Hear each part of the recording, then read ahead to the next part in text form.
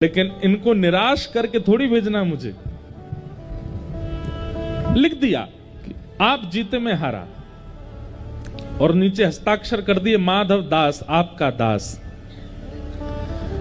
ब्राह्मण देवता रात में सोए, प्रसाद पाया, निकल गए काशी के लिए। काशी में विद्वानों को इकट्ठा किया। हाँ भाई देखो, तुम लोगों ने चुनौती दी थी माधव दास को, देखो मैं लिखवा करके लाया हूं, हरा दिया मैंने उसको।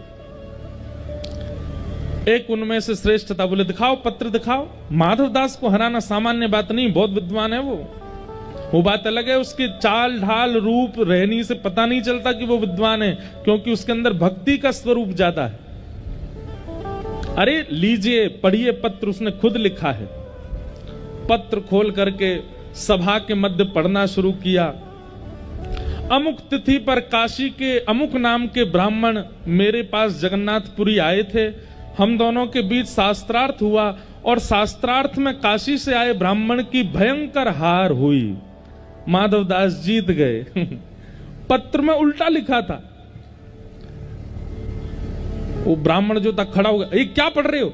ये नहीं लिखा उसने लिखा है कि वो हारा मैं जीता। बोले देखो तुम खुद पढ़ो क्या लिखा है।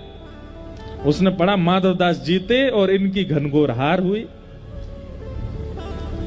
बोले उसने तो मेरे सामने लिखा था, मैंने एक एक शब्द अपनी आंखों से देखा था, उसने लिखा था कि वो हारा है, मैं जीता हूं।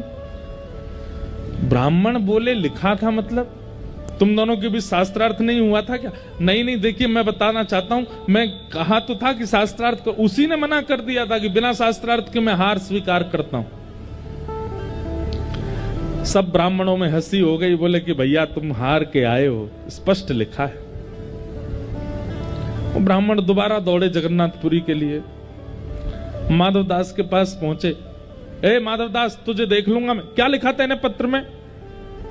पत्र माधवदास जी ने बोले लिखी तो मेरी है और लेखनी भी मेरी है, शब्द भी मेरे जैसे ही हैं, पर मेरे नहीं है, ये मैंने नहीं लिखा, मैंने तो हार लिखी थी अपनी, इसमें कैसे जीत गया मैं? ब्राह्मण बोले अब ऐसा नहीं होगा, अब दूसरी क्रिया होगी। क्या? तुमको शास्त्रार्थ करना ही पड़ेगा और शास्त्रार्थ में जो जीतेगा वो हारने